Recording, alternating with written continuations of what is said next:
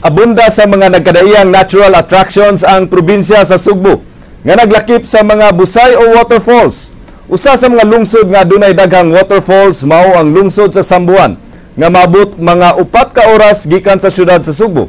Atong ubanan si King Perez sa iyang pagdiskubre sa mga waterfalls ug uban pang mga talan-awon sa lungsod sa Sambuan.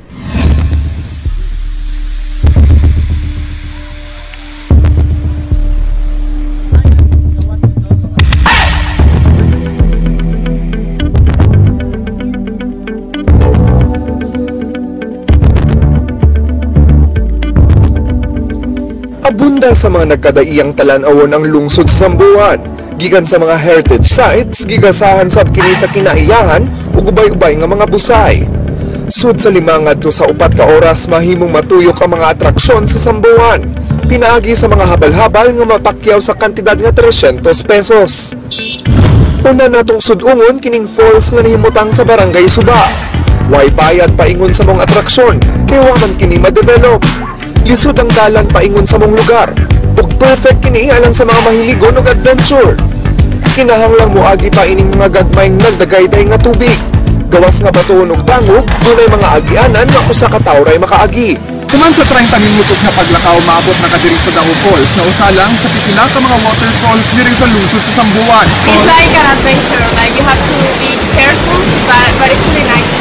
Mawagtang ang gibating kakapoy inig kaligo na sa bugnang tubig gikan sa Dao Falls. Gibana-bana nga doon ang inigitason na 90 feet. Sa Barangay Tangbo, way mag-ilog sa kadaghan sa busay. Kay doon ay 5 ka levels ang Aginid Falls na mahimong kaliguan. 20 pesos ang entrance fee dinhi alang sa mga lokal nga turista. Sampang doble ang bayad alang sa mga langyaw.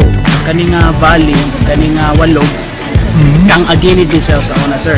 So, tawag na mo sa mga karaang tawo, kana dihan dapita kang Aginid. So, karon pagkasuod sa mga tawo, sa mga turista, Aginid waterfalls na among gitawag.